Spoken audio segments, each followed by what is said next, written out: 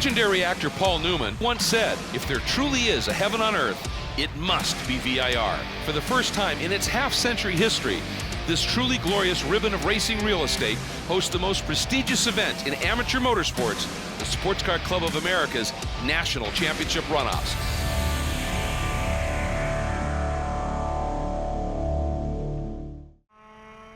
The SCCA Runoffs for the first time are being held at Virginia International Raceway, and it is time to crown a champion in FA. Hello, I'm Ryan Marine, Andy Hollis alongside, as we are ready to crown a champion once again. That's what we do here at the SCCA Runoffs, the 56th edition of them, held at VIR. It is a beautiful facility, beautiful event, and beautiful cars lined up on this FA grid. It should be a lot of fun. Andy, tell us a bit about these cars that are about to do battle. We've got 8 of them on the grid. This is Formula Atlantic, and since 1979, these have been the fastest single-seat Formula cars that SCCA has to offer. We've got really big power to weight, and we've got aerodynamic aids. This year, these cars have actually even been proven to be the quickest cars overall here at the Runoffs, not just the fastest single-seaters. Fastest track record at VIR over the P1 and P2 cars even. Pretty impressive pace out of these cars. Pole lap, a 1-minute 41-second lap. Impressive speed, and they're impressive up close and personal. That's where Hayward Wagner is down on pit lane. Impressive they are, and what was most impressive to me about that pole lap was about 30 mile an hour slower in the trap speed than the GT1 cars. So these cars are fast everywhere on track. About 1,500 pounds, roughly 250 horsepower, as Andy was saying. Really great power to weight ratio on these cars. Everybody here more or less running the same formula. Hoosier tire, Mazda engine, Swift chassis. A couple of the guys are in newer Swifts, a couple that are a generation or two back.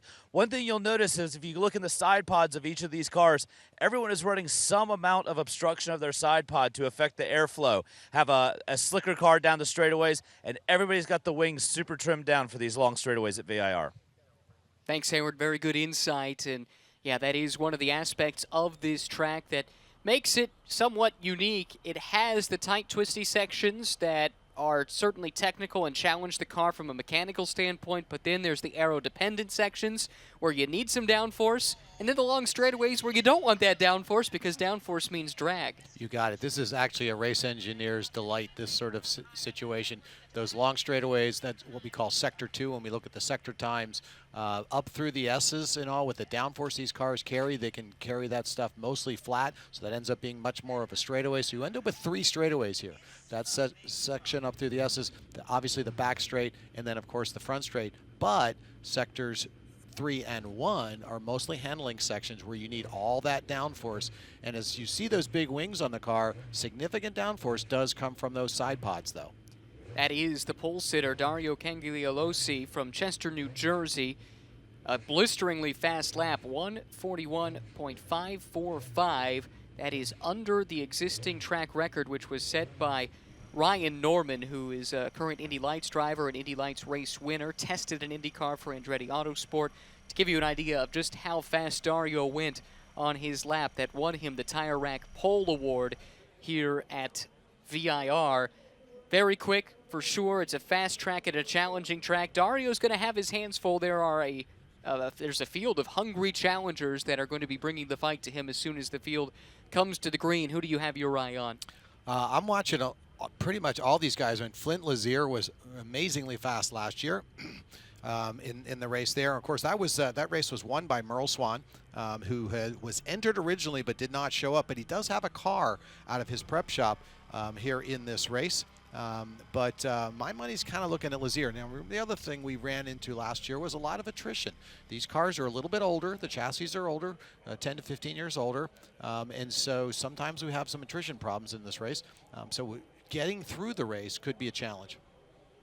Attrition will be one of the storylines to keep an eye on. Let's talk through this starting grid of 8 cars. Dario Cangigliolosi will start on pole, as we mentioned. Keith Grant will start alongside in second. Cangigliolosi driving the VSG Holdings Hoosier Cahill OVRP MIR Swift 016A Mazda-powered chassis. He will have Keith Grant from Germantown, Tennessee, alongside, racing out of the Atlanta region, Hoosier sponsorship on that car. Flynn Lazier, the name sounds familiar. That's because he is the son of 1996 Indianapolis 500 winner. His uncle Jacques, also extensive IndyCar experience. Same can be said for grandfather Bob, who was the pioneer as far as motorsports is concerned in that illustrious family. Spencer Brockman from Westport, Connecticut will be alongside him, driving the Mazda of Milford car, number 34. Starting fifth, Lee Alexander from Springfield, Tennessee for Swan Motorsports. Mentioned that a moment ago. He'll start in fifth. Starting sixth, Richard Zober from Croydon, Pennsylvania.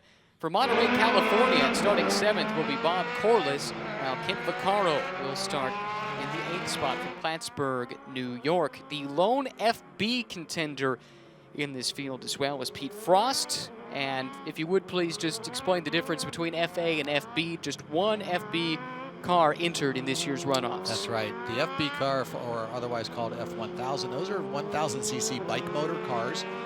Run a very different formula. They make less power, but they're a lot lighter weight. And ultimately, they generate very similar lap times to the Atlantic cars.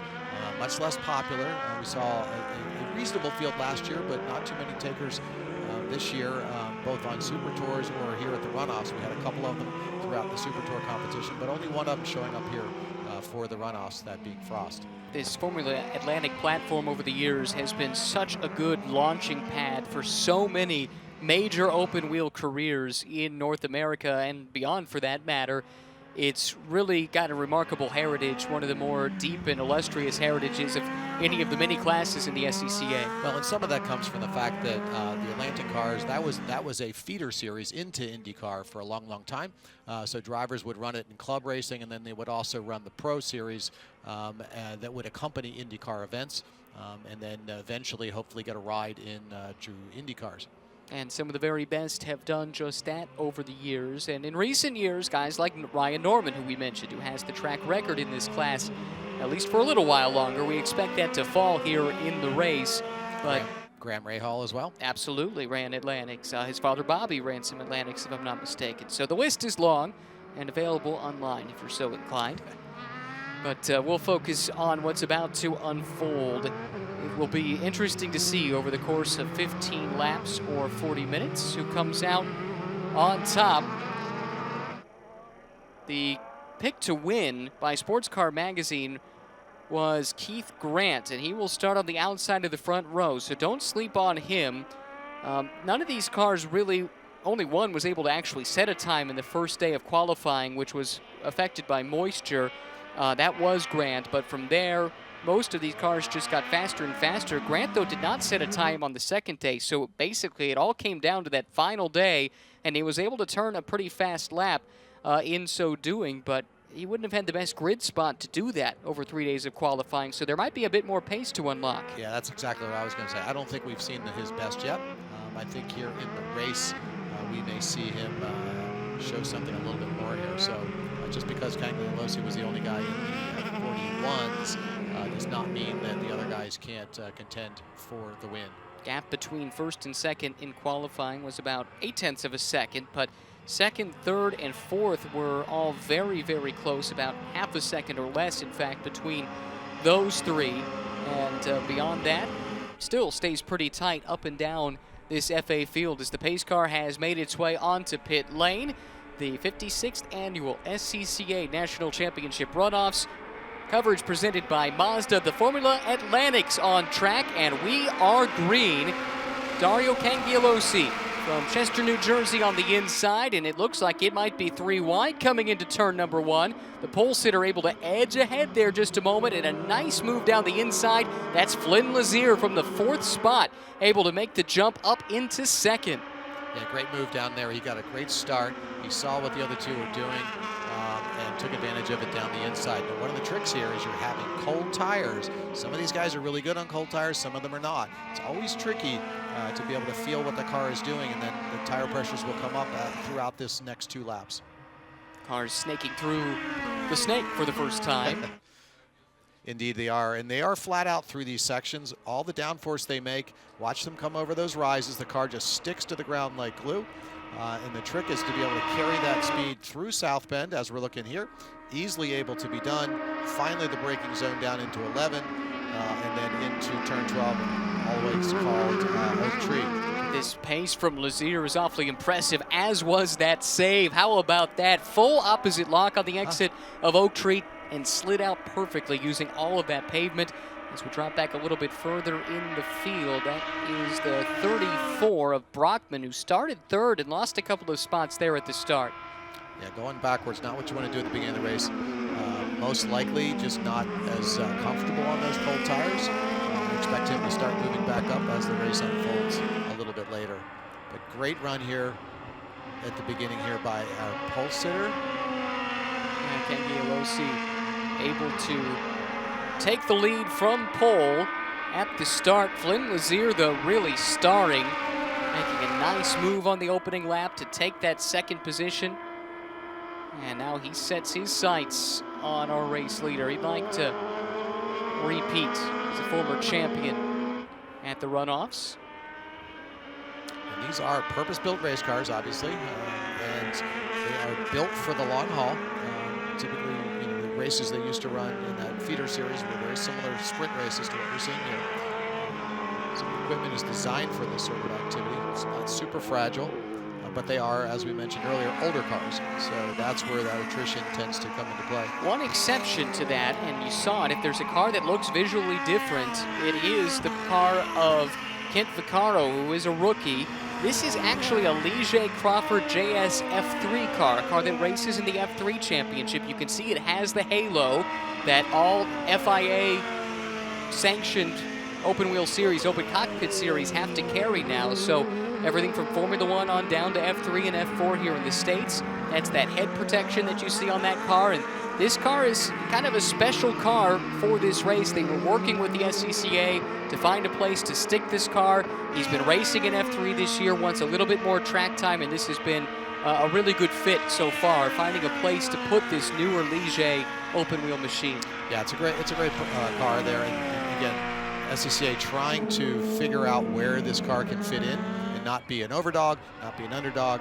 They may have to make some competition adjustments. So that car is running completely in its standard F3 trim, including the Hankook tires that are spec tires in that series, where everybody else here running on a different brand. And we've had a change for the lead, as you can see right there. Flynn Lazier to the point, and Kengi Alosi, the pole sitter, now falling back a little bit into the clutches of Grant, who has made his way up to the third spot. Side by side they come here.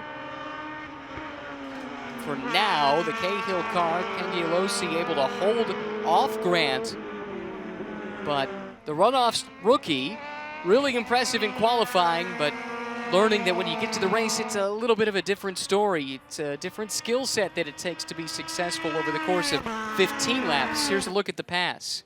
Here we go, down through the roller coaster, and that is a tricky place to make a pass. Wow, that is a very experienced driver's move there, and I'm sure that Cagliozzi just didn't even see it coming, did not expect it. Again, a rookie, he's not used to this kind of competition at this level. Is that a case perhaps of almost being startled that all of a sudden there's a car next to you? That's not a spot you normally see a move like that. No, you don't. You really don't. And I kind of agree with you on how. And if you look for the mirrors on this car, you're going to have a hard time finding them because they're really, really small. So it's not like you get a big view of what's going on behind you. And then all of a sudden you just notice a little motion in the mirror out of your peripheral vision, then try to take a look, and the guy's right there. You don't really have a lot of time to react. You certainly don't want to engage in any wheel-to-wheel. Certainly not this early in the race. So the third-generation racer, Flynn Lazier, out in front. Coming around to complete the third lap. To Hogpin and onto the front straightaway. It'll be 12 laps to go, and Lazier gets a great run out of Hogpin once again, able to build a gap, and it looks like Cagliozzi is going to be, well, he's going to have his hands full in just a moment as Grant peeks to the outside. Now going to tuck back in line, maybe attempt that crossover maneuver that we've seen so often through this section. The hard part about it is the next couple of corners, they're both left-handers, and that's the favorite position. That's where Cagliozzi finds himself. Good defensive driving. Yep. Flynn Lazier, no stranger to the top spot, although in another class. He was your winner last year in Formula Enterprises 2, stepping up this year to the faster Formula Atlantic class. We always talk about Enterprises being a great stepping stone class, and it's clearly worked out for Mr. Lazier.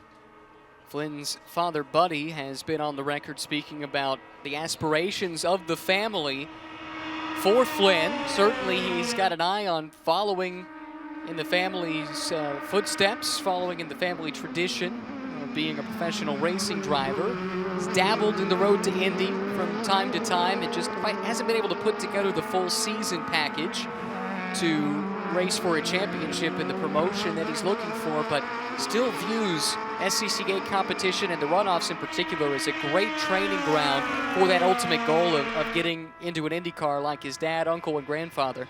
Yeah, and these cars themselves are certainly great platforms for that. They have the same kind of overall characteristics. You're balancing downforce with mechanical grip. They've got great power to weight ratio. So you're getting the same kind of driving experience, not quite to the level of an IndyCar, but the same sorts of balance issues like Hayward talked early on in the race, where you're balancing out at a big track like this between top speed, still need a fair bit of downforce for the curvy sections. These are the kinds of things you develop that vocabulary in discussing the car's performance with your race engineer. That's all part of developing as a driver, not just learning to go fast. You also have to learn, as we saw earlier, how to make passes, your racecraft, how to deal with the public, your fans, and that sort of things. This is a great training ground for all that. And you do it in a more family-oriented environment, which is what the Sports Car Club of America is all about. It's certainly not nearly as cutthroat here as it might be out in the pro world. So you have a little bit more pleasant environment there at the track. Well, to your point, we mentioned Ryan Norman's name a few times, but he has used this as a launching pad for his open-wheel career. And admittedly, it took him a couple of years in Indy Lights to find his footing, but had his most successful season to date just this past year. He has a couple of wins in that series, Road America, Gateway, and is a Freedom 100 pole sitter at the Indianapolis Motor Speedway on the oval. As we look here at the battle for 7th, and this is that unique Ligier of Vaccaro, who's also a runoffs rookie, and he's got his hands full right now fighting with Zober, just proving that there's battles all over this racetrack as Zober makes that move down into Oak Tree, completing the pass, and now going to try and jet away down Madison Avenue.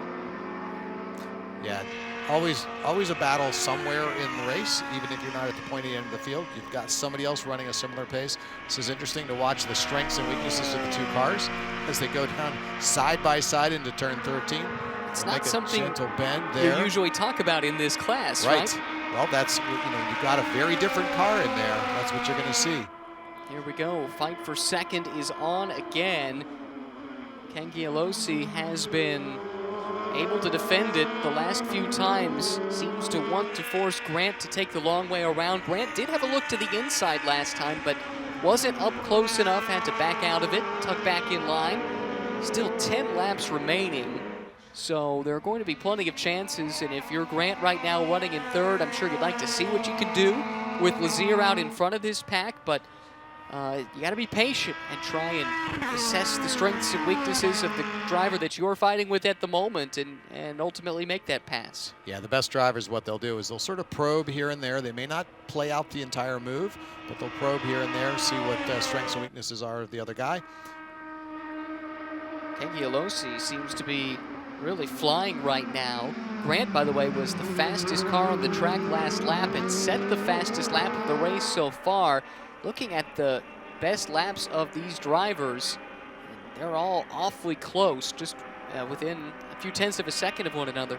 Yeah, and you were talking about Ryan Norman just a little bit ago. Unfortunately, his track record now being usurped here by all three of those drivers. That 144, all these guys down in the 143s now with a quick lap. I guess the quickest of them is Grant there at 143.6. And we'll see if, I suspect that somebody will go a little bit faster here somewhere else during the race.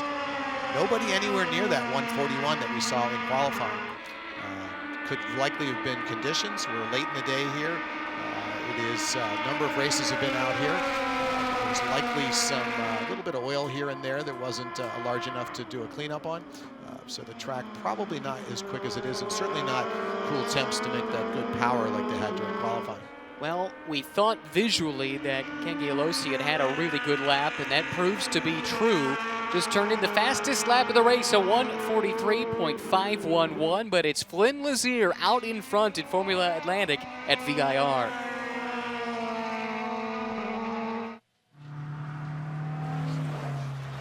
Janice.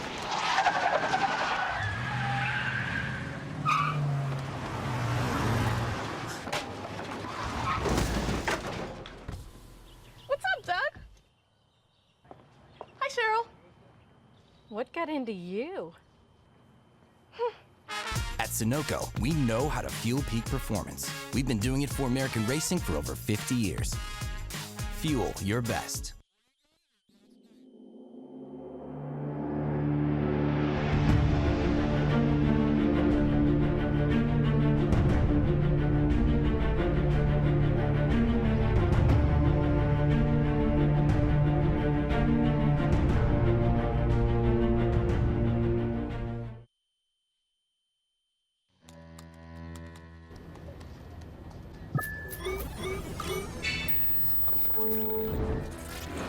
Isn't it time you connected to something greater?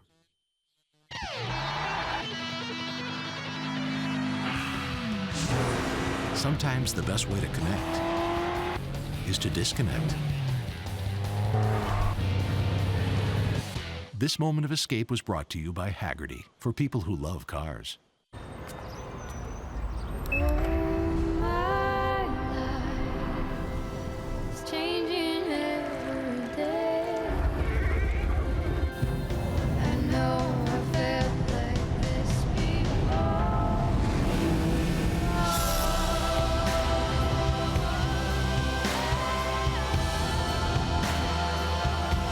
Experience the reimagined Mazda 3.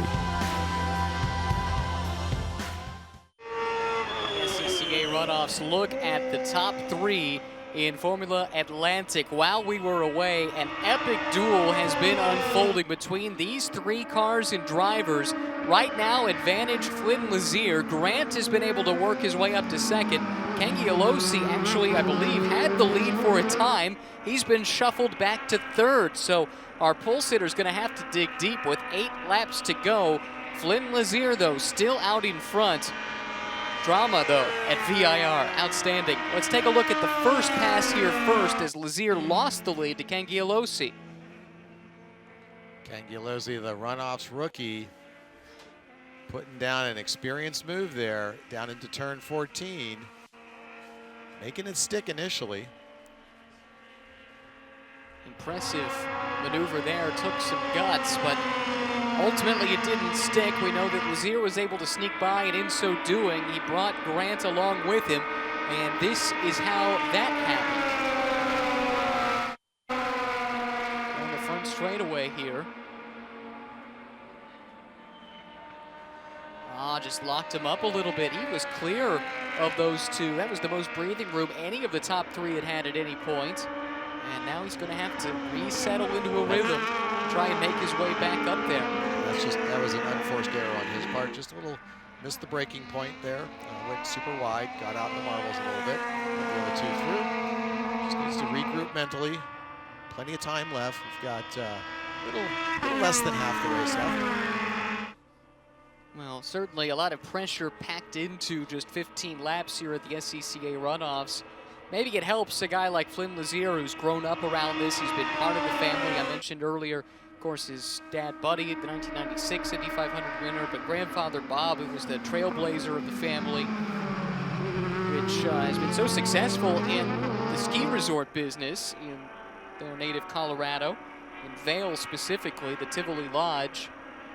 But he was the one that kind of took the family racing, and it became the family trade just as much as the skiing. And my understanding is Flynn's a very good skier, too. Yeah, oftentimes the skills that you have on the racetrack and the skills you use for skiing are very, very similar. The ocular techniques, where you're looking, the way you take your lines, the late apexes, it's very, very similar sorts of things. One plays into the other. And a lot of drivers over the years have really enjoyed skiing and vice versa. There have been some examples in recent years of sports car drivers that actually came from skiing initially. A guy named Yuki Harada, who we saw in World Challenge competition the last couple of seasons. The Meyer brothers. Yep, good point. So there certainly is some connection there between the 2 sports, even if they would seem maybe unconnected on a first glance. Sure. Lazier continuing. It looks like he's starting to pull up a little bit more of a gap here. This is the point in the race where you don't really need to be managing your tires quite as much. If you did a good job early on in the race, you know they're going to last for you. So you start just really get your head down, hit your marks, and if you do that really well, you'll start inching away, inching away, inching away. And that looks like what Mr. Lazier is doing at this point. You mentioned that Flynn Lazier was the champion in FE2 at the runoffs last year in Sonoma. He has another championship earlier in his career. We do have a car off track. 17 is Corliss. He had just made his way up to 5th, passing Alexander. So Bob Corliss off track and stopped at the moment. The question is that in a safe enough area that it can be covered by a local yellow? Let's look at the replay and see what happened. Yeah, just trying to carry a little too much speed right there. Kind of seemed like a strange line there. It is. That's actually turn 3. Yeah. I'm not used to seeing people go off there. It took me a minute to recognize it. Grant and Cangialosi in the midst of a great battle over second. This has allowed Lazier to get away. 0.5 of a second the last time at the line was his lead. Let's see if Cangialosi can do something about Grant. Remember, these roles were reversed just a few laps ago. Cangialosi was forcing Grant into exactly this maneuver around the outside. Cangialosi had the lead a few laps ago and lost it in this corner by slipping wide just for a moment. Can't make the pass around the outside stick. Yeah, we've noticed that there's a sealer out there that they applied not too long ago, and when it warms up, it actually is a little bit grippier, so even though you take a wider line there or go a little bit more distance, you can carry more speed on it, and oftentimes it can be made to work. Not able to do it that time, but that's effectively what he was trying to do. Should talk some about Keith Grant, who is a national champion himself 2 times. Had a championship at Indianapolis in 2017, for example, but a veteran of 21 runoff starts. As we look back down, this is our FB competitor, Frost. The only FB car in the field, Pete Frost, currently first, as you would expect. Good looking car there. It is. It gives you an idea. When you look at that, you'll see how different that looks than the traditional Formula Atlantic chassis there. And listen to it too, because Yes. it's going to sound distinctly different. Sure. That 100cc motorcycle engine in that car, super light. A little less downforce, just because it doesn't need it, but it doesn't poke as big a hole in the air. And because that body is a little slimmer, look at the nose of that thing versus the big side pods off the Toyota Atlantic cars, who are now coming up on him. So this traffic may end up being a little bit of an issue. We'll see. Getting down to the nitty-gritty here, it'll be 4 to go at the line. Cangialosi, who started on pole with an amazing lap in qualifying. That gap now out to 9/10, Lazier over Grant. Lazier with his See head what down. it is this time as they cross the stripe. Looks like it's actually shrunk a little bit. Keith Grant able to close in by 0.3 of a second, so he does that a couple more times and he'll be right there. That car has looked pretty fast in a straight line. Yeah, interesting, looking at trap speeds here. Lazier only Lazier drops a wheel off. No. Leaves the door open, but able to get back on track and defend the inside line. Give him credit for regathering it and putting it back in a position to hang on to the lead. That was close. That was amazing car control there. When cars are bouncing around like that, it's all reflex action, and that is definitely demonstrating the experience. Sometimes that sort of thing happens in practice and such, and you learn how to do that car control. It doesn't just happen naturally. Not at these speeds, not at the reaction times you need for these kinds of cars. What I was going to talk about earlier was that the trap speed of Lazier is about 5 miles an hour slower than Grant and Cangialosi, and I think that is the stuff that Haybrook was talking about earlier. Cangialosi and Grant with the wings trimmed out.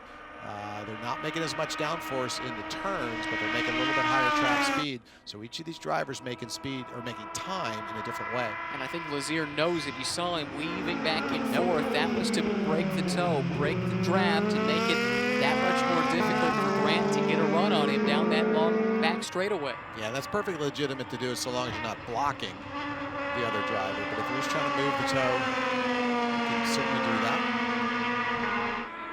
It'll be 3 laps to go at the stripe. Cangialosi seems to have dropped off just a little bit as Grant continues to stalk Lazier. Flynn Lazier looking for another national championship here at the runoffs.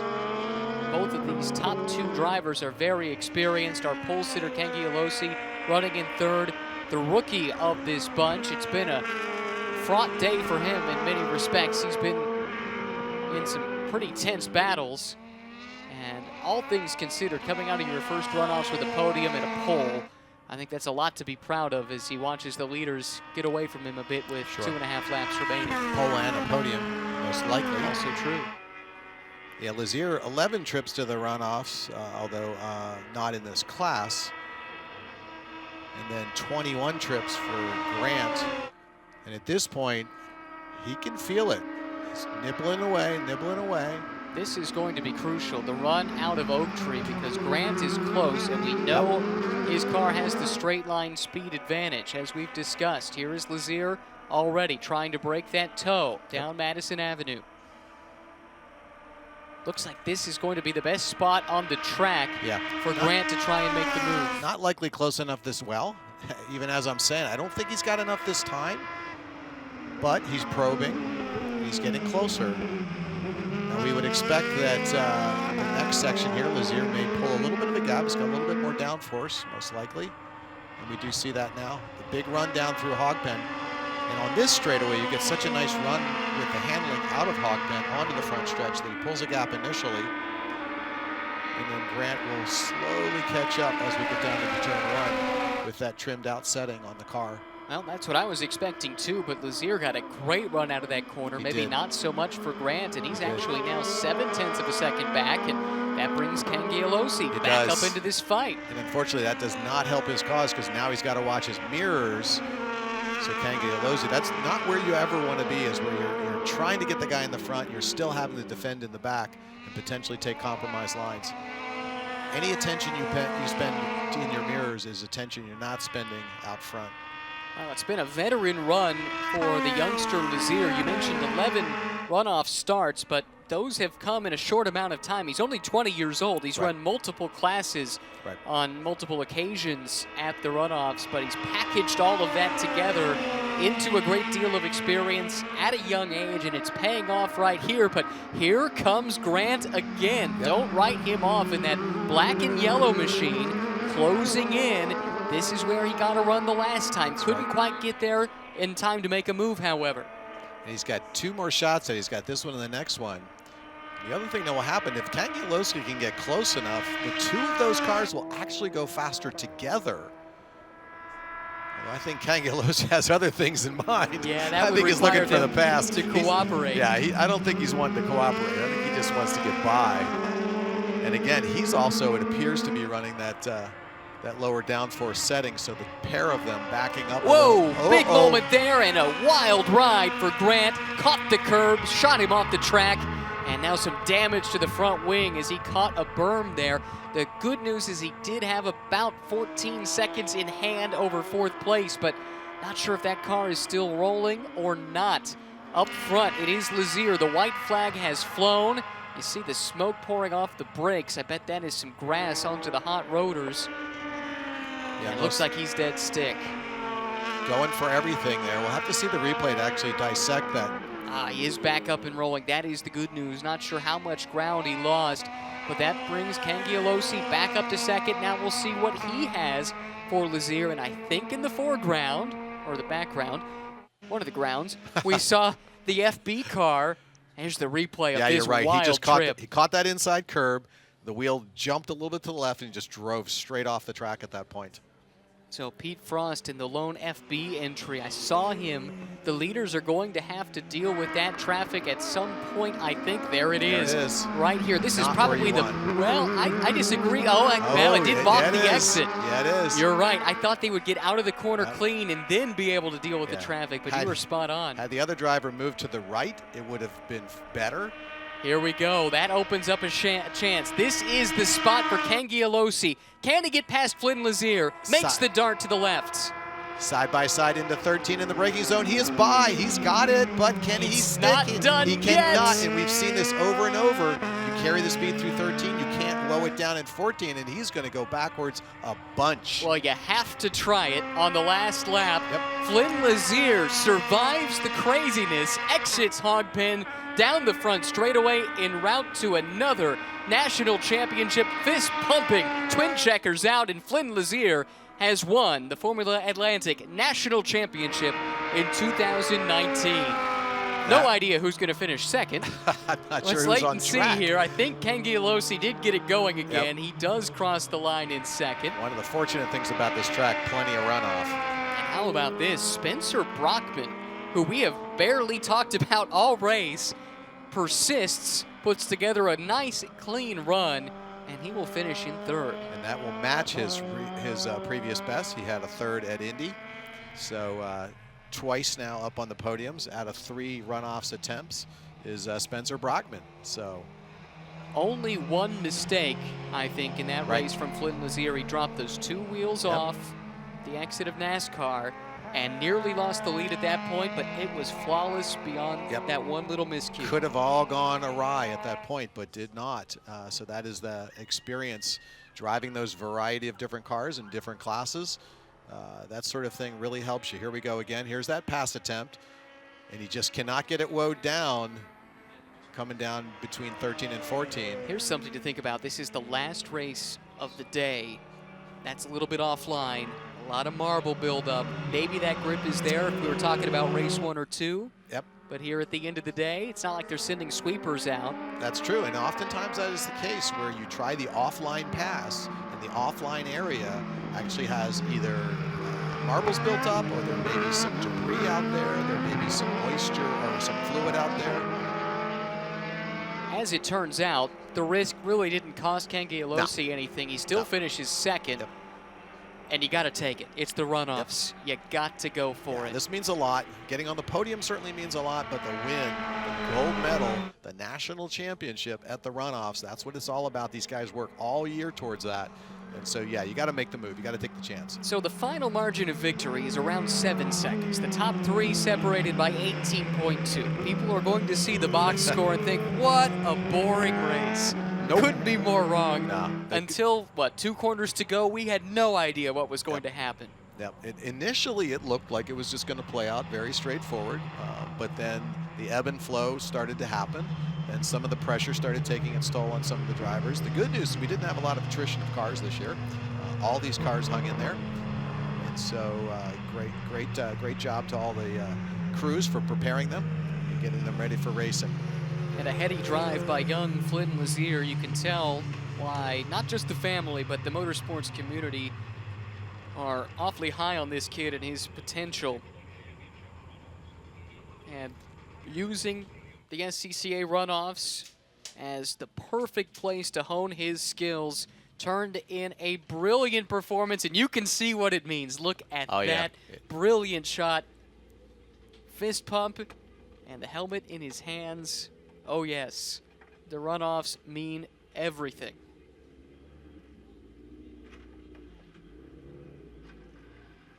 There we go. Flynn Lazier celebrating a national championship. Someone's gonna have to tell him he needs to get back in that car to do his victory lap at some point. A nice bit of congratulations there, and I'm sure a very happy and very proud Lazier family watching on as the 3rd generation continues the family tradition in open wheel race cars. Flynn Lazier, a national champion in the SCCA once again. Helmet coming off. Hayward Wagner is down there to talk to our new champion. Flynn Lazier, didn't anyone tell you that Formula Atlantic races aren't supposed to be exciting at the runoffs? Yeah, that was an exciting one for sure. I mean, not just from outside, but inside as well. It was the hardest race I've ever been in, tenfold, and huge off to Dario and Keith for keeping it clean for the most part. I know things got a little gloves off there at the end, but huge thanks for everyone for making this happen, and yeah, exciting race. It looked like you were really having to work hard on the back straight to break the draft, keep them behind you. Yeah, big time. I mean, this whole week we've had a really hard time getting off Oak Tree and getting down the straightaway, and I was doing everything I can, and before this week we've never really had a chance to find that defending line going in there, so that was a big challenge. But yeah, just thanks for everyone, SCCA, Hoosier, Cahill, everyone who makes this happen, because every year they come and they don't disappoint, so thanks to everyone, especially SCCA. Well, congratulations on the championship. You got to jump back in. There's one more lap to do. That's right. Thank you. Appreciate it. I think he'd forgotten. How about that? Can't say I blame him. He had a lot on his mind. No doubt. What a great race. Got to Flynn stay Lazier focused. gets the win in Formula Atlantic. Dario Cangialosi finishing second, some 6.6 seconds down the road, but put in a great fight. Did so from the pole and had the fastest lap of the race as well, and a new track record to the Runoffs rookie. Spencer Brockman completing the podium in third. Richard Zober, Lee Alexander, Kent Vaccaro, Keith Grant, and Bob Corliss. The final running order in FA. Of course, Pete Frost, our lone competitor in FB here this weekend. Let's go back down to Hayward. Well, Dario, you sat on the pole, a heck of a battle, come up in second place. What was that race like for you? Yeah, no, that was definitely one of the best Atlantic races we've had all year. We're changing spots every lap between the three of us up there. We had really good pace in the race, just had a couple mechanical problems that kind of hindered me a little bit. But otherwise, great race, great weekend. Congrats to Flynn and Spencer for their finishes. And I'd also like to thank everybody supporting me. Big thank you to Cahill. They've been great with me all year. Cars have been fantastic. Hoosier Tires, their stuff's been amazing all year. These new tires right now, they're a lot better. We're breaking track records here almost every session. Also, big thanks to VSG Holdings, Oakland Valley Raceway Park. And thank you, yeah. So tell me about the last lap up at the top of the hill coming into roller coaster. What happened up there? So I figured, it's the runoffs. You either win or you don't. So I tried to send it around the outside. Almost made it stick, but ended up in the grass. But good race anyway. Yeah. Got to go, right? Yeah. And Spencer, did you even realize you were in for a podium finish in this race? Well, I mean, I started off we started off on new tires, so it took me some time to get some heat in those tires. And then by the time I got any temperature in those tires, the three were way out in front. And unfortunately, I just kind of had to sit back and maintain a pace and see if one of them made a mistake or fell off. And about 2 laps to go, I saw a bunch of dirt and when I was coming down to 17, so I knew there was an opportunity where either someone had fallen off, and then I saw Grant parked all the way off on the outside of 17. And Uwe came over the radio and just said, "You're in third," so I just tried to bring the car home and went from there. Well, congratulations on a bronze. Thank you very much. I'd like to thank Hoosier. Like Dario said, these new tires are awesome. Uwe Olsen has been working his ass off all weekend. Mazda Motorsports, Mazda Milford, and of course all my family at home. Congratulations. Thank you, man. Well, there you go. Hearing from all three of the guys on our podium in Formula Atlantic, and Flynn Lazier taking the coveted tour of the track with the checkered flag. A big thumbs up. A nice round of applause from the assembled fans here at VIR. Let's take a look back in just a moment at what took place here in VIR, but we do have one more gentleman to speak to. We had the FB competitor, Pete Frost, who we'll hear from in just a moment. Flynn's brought that thing to a stop. I wonder what's going on here. I'm thinking it's out of gas. That's what a good crew chief, you have enough to finish the last lap. Well, it's interesting, the comments from Dario there in post-race echoing what we suspected, right, and channeling the thoughts of both of us as we figured, all right, you got to go for it. It's the runoffs. You got to try and get a win. This is how things played out. Yep. As right off the bat, we saw some wild action between the front three, and that gave us a preview of what to expect for the rest of the race. Here's some nice battling over the second spot as Flynn Lazier was able to come through. Cangialosi had just taken the lead back and ended up going off track. Yep, oftentimes that happens. Get a little too excited, carry too much speed in the next move, and that was the one mistake from Lazier, and great car control enabled him to keep it. That could have been the whole day gone right there. It's Lazier getting back to the points. Spent a lot of this race showing the field the rest of the way around this track. And further back to the pack, some good battling going on, including Van Liege from Vaccaro. You see dropping the spot right there in that highlight. This was a wild, wild ride for Grant, which cost him, unfortunately, a podium. He had been in the mix for a race win. Yeah, we've got to keep pushing it, though. Got to keep pushing it, push it just a smidge too far, maybe a couple 6 inches. And that was the pass attempt for the lead. Unable to get it done. But to your point, you got to go for it. Dario Cangialosi did just that. Couldn't make it stick. So your national champion in 2019 is Flynn Lazier, crossing under the twin checkers and taking that lap of victory. Congratulations to Flynn Lazier, your FA champion. I probably need new tires. You do. What if they sold tires online? We do. We're TireRack.com. They could offer lots of tires We have so many tires. and help you find the right tire. It's called the Tire Decision Guide. Oh, and they could ship them to a nearby mechanic. We shipped over 7,000 independent recommended installers. This is an amazing idea. Sorry. TireRack.com, the way tire buying should be.